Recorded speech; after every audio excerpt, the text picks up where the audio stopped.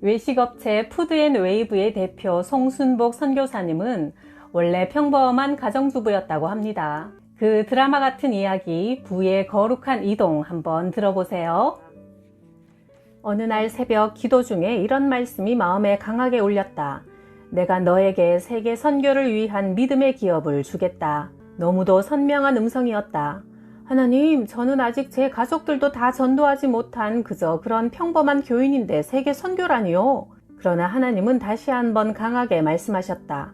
모두 알고 모두 가진 잘난 자가 아니라 모든 것을 내게 내려놓은 겸손한 너를 통해 큰 일을 이루리라. 남편과 나는 수원에 보증금 500만 원에 월세 20만 원짜리 5병 점포를 얻었다. 장소는 얻었지만 정작 무엇 할지 몰랐던 우리 부부는 그날부터 금식 기도로 하나님께 물었다. 3일째 되던 날 하나님은 또 한 번 음성을 들려주셨다.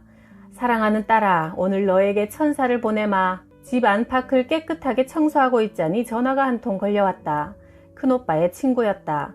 여러 가지 사업을 하는 분이라 좋은 사업이 있으면 내게도 알려달라고 부탁을 해놨었는데 오빠가 말했다. 순보가 돈 하나 없이도 할 수 있는 장사가 있다. 백조 싱크대라는 회사에서 대리점을 무상으로 오픈해주니 본사로 찾아가봐. 남편과 함께 백조 싱크 본사를 찾아가니 대리점을 늘리려는 목적으로 간판, 인테리어, 집기를 무상으로 지원하니 가게만 준비하면 바로 오픈이 가능하다고 했다. 현재 우리 상황과 딱 맞는 조건이었다. 그리하여 1992년 4월 5일 5평의 백조 싱크 수원 남부 대리점을 열게 되었다. 첫날 목사님을 모시고 창업 예배를 드리자 목사님은 11조를 50만 원 드릴 수 있는 기업이 될지어다 선포해 주셨다. 그때 나는 11조 5만 원을 드리고 있을 때였지만 망설임 없이 아멘 대답했다. 출근해서 책상에 앉으면 기도부터 했고 대리점이 쉬는 날에는 오살리 기도원으로 갔다. 하나님, 이 기업의 주인은 하나님이십니다. 저는 주인의 목표를 이루기 위해 일하는 일꾼입니다. 하나님이 사업장에 꼭 맞는 계획을 세워주세요. 고객의 필요를 먼저 파악하고 제안하라는 지혜를 주셔서 고객이 찾아오면 하루 종일 주방에서 무슨 일을 하는지 묻고 동선을 체크하여 그에게 딱 맞는 맞춤 주방을 디자인해주자 입소문이 나서 멀리서도 고객이 찾아오기 시작했다. 점점 매출이 상승해 1년 후 11조 50만 원 목표가 달성되었다. 다시 1년이 흐르자 마침내 한 달 매출이 5천만 원에 이르러 500만 원 11조를 내게 되었다. 사업에 점점 가속도가 붙던 시기 나는 잠시 일을 멈추고 선교 여행을 떠날 준비를 했다. 주변 사람들은 지금이야말로 사업을 크게 확장할 시기인데 무슨 선교를 가냐며 말렸지만 나는 새벽 예배에 나가 기도하기 시작했다. 하나님, 청주의 작은 도시에서 평범한 주부로 살아가는 제게 세계 선교 기업이라는 비전을 주시고 사업장을 열게 하셨고 물질의 축복을 부어주셨습니다. 이제 선교 헌금 통장에 차곡차곡 쌓인 하나님의 돈을 들고 선교 현장으로 가고 싶습니다. 길을 열어주세요. 그 순간 하나님께서 내 마음에 음성을 들려주셨다. 너는 갈릴리 호수처럼 끊임없이 흘려보내는 자가 되어라. 나눌수록 부자가 될 것이다. 나의 첫 번째 선교지는 이슬람 국가였다. 집회를 마친 뒤에는 미용봉사로 현지 분들과 소통했다. 밤에는 아픈 자들을 위한 안수기도가 시작되었다. 선교지에 직접 가보니 교회 건물을 짓고 싶었고 선교지 중심 도시에 1층짜리 건물은 1,000만 원이 든다고 했다. 나는 한국으로 돌아와 선교비 통장에 1,000만 원을 입금했다. 선교 헌금을 미리 떼어놓고 선교 기간 동안 문을 닫았던 대리점을 열고 다시 일을 시작하는데 놀랍게도 문을 연 첫날부터 손님들이 몰려들기 시작했다. 매출이 수직으로 상승했다. 선교 헌금 통장에 2천만 원을 더 적립하게 되었고 창립 예배 드리던 날 50만 원 11조를 축복해 주신 목사님께 국산 차 중에 가장 좋은 승용차를 선물해 드렸다. 선교지에 더 많은 교회를 짓기 위해 사업 규모를 늘려야겠다는 결단이 들었다.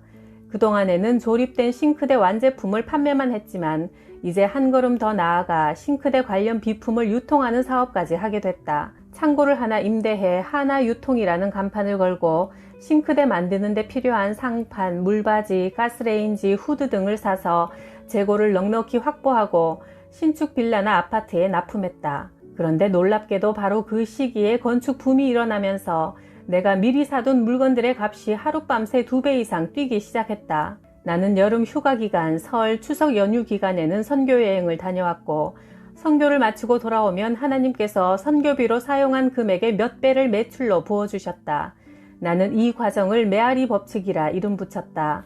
나는 오살리 기도원으로 가서 금식하며 더 큰 선교를 할 수 있도록 거래처 100군데를 붙여주세요 기도했다. 3일째 되던 날 사무실 내 책상 한가운데 전화번호부 책이 펼쳐져 있는 환상이 보이더니 하나님 음성이 들렸다.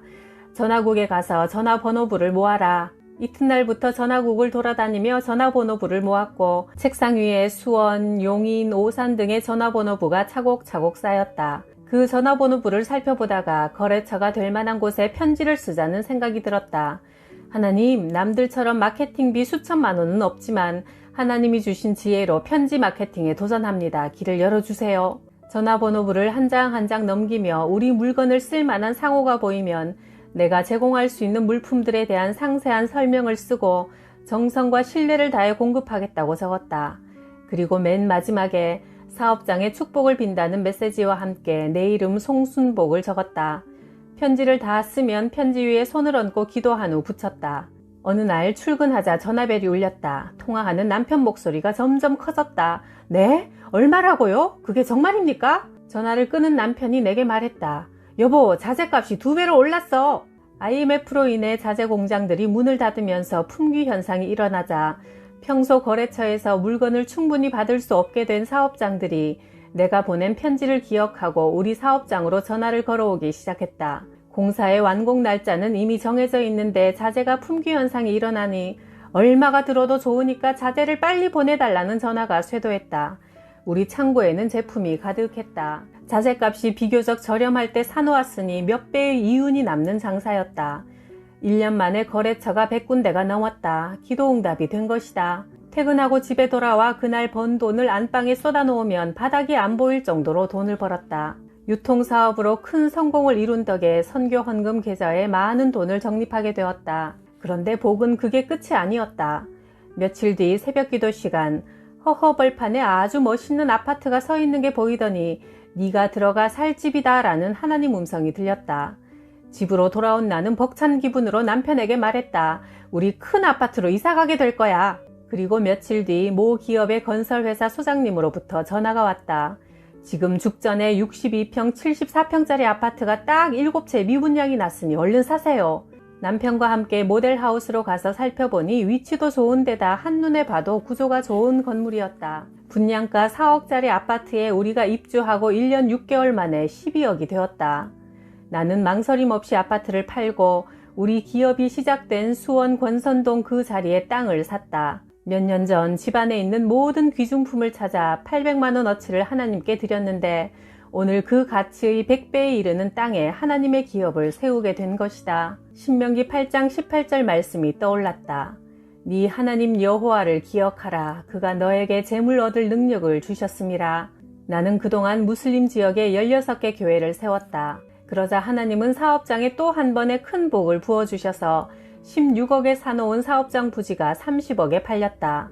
우리는 공장 부지를 매입하고 동탄에 한샘 키친 프라자를 열어 제조, 유통, 도소매, 인테리어 전 분야를 아우러는 기업이 완성되었다. 나는 새로운 선교지 중국을 향해 출발했다. 그곳에 조 선교사님이 말했다.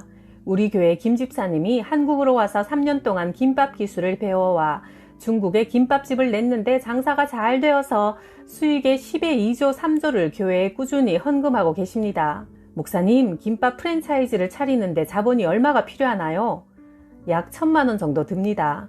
그리하여 나는 형편이 어려운 성도나 가난한 교회의 사모님 등에게 김밥 기술을 가르쳐 사업장을 마련해주는 김밥 프로젝트를 시작했고 1호점, 2호점, 3호점까지 문을 여는 곳마다 대박이 났다. 그렇게 수년이 지나자 그 교회에서 가장 가난했던 교인, 그 지역에서 가장 가난했던 교회의 사모님들이 어엿한 사장님이 되고 교회에 가장 많이 헌금하는 성도로 변화하는 기적이 일어났다. 그 후 나는 18개의 푸드체인점을 세계 선교지에 개설하고 후원하는 일터 선교사의 역할을 감당할 수 있었다. 종갓집 맏며느리로 결혼하자 아버님은 내 얼굴을 볼 때마다 아들을 낳아야 한다고 말씀하셨다. 하지만 이유도 모른 채 좀처럼 임신이 되지 않았다. 친정엄마가 하루는 내게 부적 하나를 주시며 새벽 5시에 동쪽 벽에 머리를 대고 자라. 그러면 아들이 생길 거다 하셨다. 또 어떤 날엔 한약을 주시며 부처님께 치성을 드리고 이 약을 먹으면 반드시 아들을 낳을 테니 하루도 거르지 말라고 당부하셨다. 그러던 어느 날 옆집에 사는 성수 엄마가 또 나를 찾아왔다.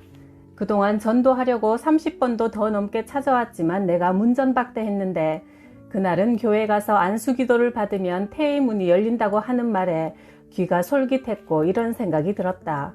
그래, 부적신이든 부처든 이만큼 기도했는데 답이 없는 걸 보면 다 거짓말 같다. 교회는 한 번도 가본 적이 없으니 그 신에게라도 빌어보자. 이튿날 성수 엄마를 따라 교회 갔다. 지하에 있는 허름한 교회였는데 예배 시간 후 목사님이 정말 열심히 기도해 주셨다.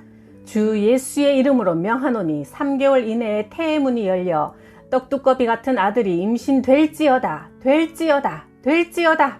하지만 내 마음으로 교회가 너무 작고 초라해서 별 볼 일 없을 것 같아 무시해버렸다. 그런데 놀랍게도 딱 3개월 만에 입덧이 시작되었다.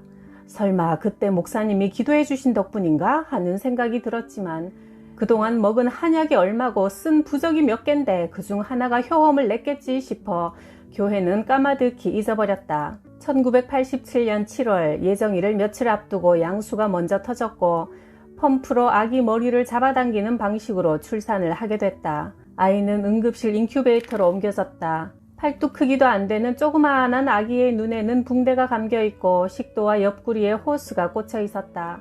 아이의 온 몸은 시커맸고 의사는 죽거나 살아도 뇌성마비가 될 거라 했다. 내가 충격을 받고 바닥에 털썩 주저앉는 순간 내 입에서 나도 모르게 하나님 소리가 나왔다. 나를 위해 땀을 뻘뻘 흘려가며 기도해 주신 목사님이 그 뒤로 여러 번 신방을 오셨지만 문전박대하는 내 모습이 떠올랐다.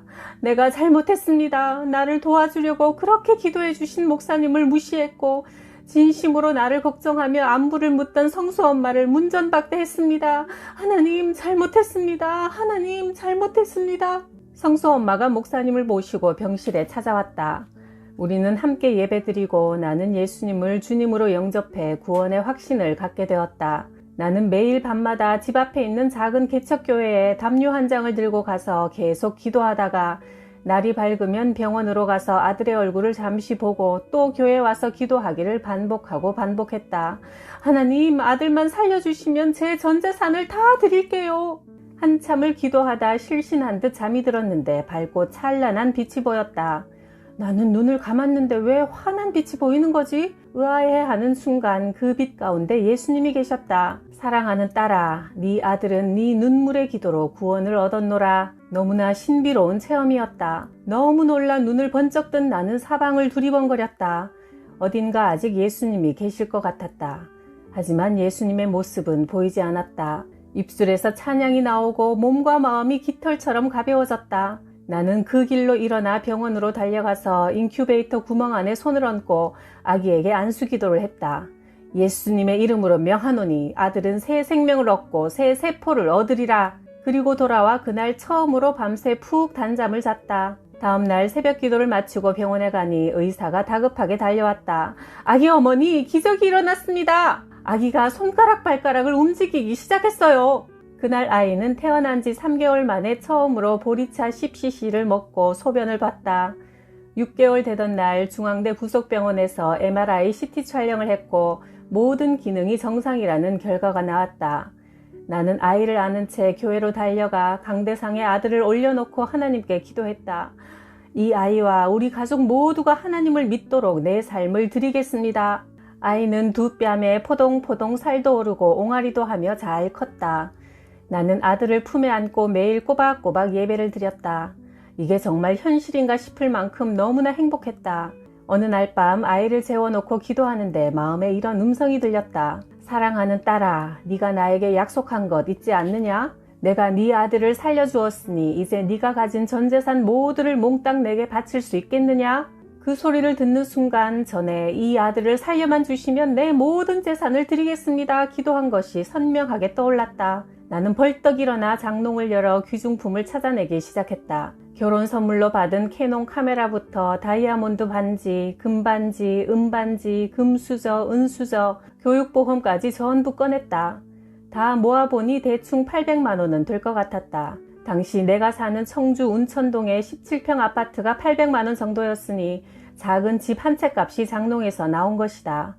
나는 그걸 고스란히 보자기에 싸서 다음날 새벽 예배 때 전부 헌금했다. 그리고 엎드려 기도하는데 마음에 청천벽력과 같은 음성이 또 들렸다. 이것은 전부가 아니다. 순간 눈을 번쩍 뜨고 십자가를 멍하니 바라보았다. 주님, 교육보험까지 탈탈 털어서 가지고 나왔는데 전부가 아니라니요? 혹시 빠뜨린 것이 있다면 생각나게 해주소서. 집으로 돌아온 나는 혹시나 하는 마음에 장롱을 열고 이불을 전부 다 드러냈다. 이불 틈에서 누런 서류 봉투 하나가 툭 떨어졌다. 열어보니 엄마가 내 결혼 무렵 내 몫의 유산이라며 챙겨주신 14,000평 토지 등기 권리증이었다. 아버지는 원래 청과 사업을 크게 하시며 관공서에 납품을 하셔서 내가 어릴 때 우리 집은 큰 부자였다. 그러다 오빠 셋이 함께 우진전자라는 사업을 벌였다가 부도를 내는 바람에 내가 고등학교 때 온 가족이 폭삭 망해버렸다. 오빠들이 집을 팔아 빚잔치 할 때 엄마는 식구들 중 누구에게도 말하지 않고 이것만은 막내딸 거라며 챙겨두신 귀한 땅 문서였다. 문간방에서 한겨울에 연탄 뗄 돈이 없어 냉골에서 주무실 때도 이 문서만큼은 생명같이 지키셨다. 그런데 이 문서를 하나님 앞에 바쳐야 비로소 전부를 바치겠다는 약속이 지켜지는 것이었다. 나는 손을 벌벌 떨면서 문서를 성경책 사이에 끼워 넣었다. 그리고 이튿날 새벽기도 시간에 내 마지막 재산인 땅 문서를 하나님께 바쳤다. 이 일을 알게 된 엄마는 내 등짝을 후려치며 내가 모진 고생하면서 지킨 땅을 얼굴 한번 본 적 없는 예수라는 작자한테 갖다 줬느냐? 하며 불같이 화를 내셨다. 하지만 내 마음엔 조금도 후회가 없었다. 오히려 남편과 어머니가 하루빨리 예수님의 사랑을 알아서 돈보다 귀한 구원을 받아 영원한 생명을 얻게 되기를 기도하게 되었다. 우리 집은 1년에도 몇 번씩 동네에서 제일 큰 굿을 했었고 시어머니 역시 신내림을 피하려고 집에 애기 보살 동자상을 모시고 살았다. 하나님, 저는 이 과정을 통해 이제 제가 해야 할 일을 깨달았습니다. 우리 가족들에게 하나님을 알게 하고 만나는 모든 사람들에게 예수님을 전하겠습니다. 나는 300명을 전도하겠다는 목표를 세우고 아이를 유모차에 태우고 온 동네를 누비며 노방전도를 시작했다. 전도지를 나눠주고 대화를 하며 친해지려고 노력했다. 550만원짜리 전셋집 대문을 활짝 열어놓고 부침개를 붙여서 동네 오가는 아줌마들이 보이면 와서 같이 먹자고 불렀다. 그렇게 서너 명이 마루에 둘러앉으면 이제 각자 아는 사람을 한둘씩 더 불러 거실에 사람들이 늘어났다. 아이들을 위해 앞마당에는 그네를 달았다. 그게 소문이 나자 젊은 엄마들이 부침개 아줌마라 부르며 더 많이 놀러왔다. 나는 그들에게 예수님을 전했고 그들은 나를 따라 순순히 교회에 나왔다. 전도 효과 만점이었다. 하나님을 몰랐을 때 나는 남편과 주말마다 여행 다니는 게 가장 큰 낙이었고 주변 이웃들이 급전이 필요할 때 돈을 빌려주고 약간의 이자 받는 것을 재테크라고 생각했다. 하나님을 만나고 나자 세계 선교 기업의 CEO가 되어 세계를 무대로 살고 있으니 하나님은 내가 꿈도 꿀 수 없었던 삶을 살게 하시는 정말 위대한 분이었다. 우리는 대부분 먹고 마시고 입는 것을 구하며 걱정한다. 그러나 성경은 먹고 마시고 입는 것에 대한 걱정은 하나님을 모르는 세상 사람들이 하는 행위라고 가르치며 우리 크리스천들은 하나님의 의를 먼저 구하라고 명령하신다. 너희는 먼저 하나님의 나라와 하나님의 의를 구하라. 그리하면 이 모든 것을 너희에게 더하시리라. 마태복음 6장 33절. 나는 이 말씀을 통해 하나님께서 우리에게 원하시는 것은 성령으로 충만하여 복음 전하는 삶임을 깨닫게 되었고 선교에 힘쓸 때 의식주를 초월한 풍성한 영성의 삶을 살게 된다는 것을 내 삶을 통해 분명히 체험했다. 어느 날 나는 아이를 재워놓고 남편도 잠든 것을 확인하고 교회로 가서 무릎 꿇고 기도했다. 하나님, 이제 어머니와 남편을 전도해야 할 텐데 두 사람 다 자기 주관이 확실하고 여태 실수 없이 살아온 탓에 고집이 있습니다. 말로는 도저히 설득이 안 되니 제가 어떻게 해야 할지 지혜를 주세요. 기도하는데 마음에 섬겨라 하는 한마디가 조용히 울렸다. 그러고 보니 나는 그동안 엄마에게는 막내딸이라고 응석을 부렸고 남편에겐 연약한 아내임을 앞세워 늘 그가 내게 져주는 것을 당연하게 생각했다. 그런데 이제부터는 내가 두 사람을 하나님의 사랑으로 품고 섬겨야겠다고 결심했다. 가장 먼저 바뀐 건 주일 아침의 풍경이었다. 주일 아침만 되면 남편은 조기 축구회에 나가서 거나하게 취해왔기 때문에 나는 번번이 마음이 상해 차갑게 대했다. 그러나 이제부터는 180도 다른 모습으로 주일 아침을 시작했다. 아침 일찍 일어나 남편의 축구복과 축구화를 준비해 놓고 아침 식탁을 풍성히 차렸다. 잠시 후 남편이 거실로 나오자 나는 아주 기분 좋은 목소리로 아침 꼭 챙겨 드시고 이왕 하는 축구 이기고 오세요 응원까지 했다. 매일 남편 구두를 반짝반짝 닦았고 술 냄새를 풍기고 들어와도 이불을 베란다에 가서 탈탈 털어와 안방에 쫙 펼쳐주며 한숨 푹 주무세요 말했다. 이런 섬김 작전이 1년쯤 되었을 때 어느 토요일 저녁 남편의 양복을 손질하고 있는데 남편이 말을 걸었다. 혹시나 내일 내 마음이 바뀌어서 축구 안 가고 교회 갈까봐 준비하는 거지? 하더니 주일날 아침 남편이 양복을 입고 넥타이까지 갖춰 매더니 나에게 가자 말했다. 나는 마침내 감격에 겨워 남편과 함께 수원 순복음교회로 향했다. 2년 뒤 남편은 침례를 받고 지금은 하나님께 귀하게 쓰임받는 이규두 장로가 되어 주의 일에 동력하고 있다.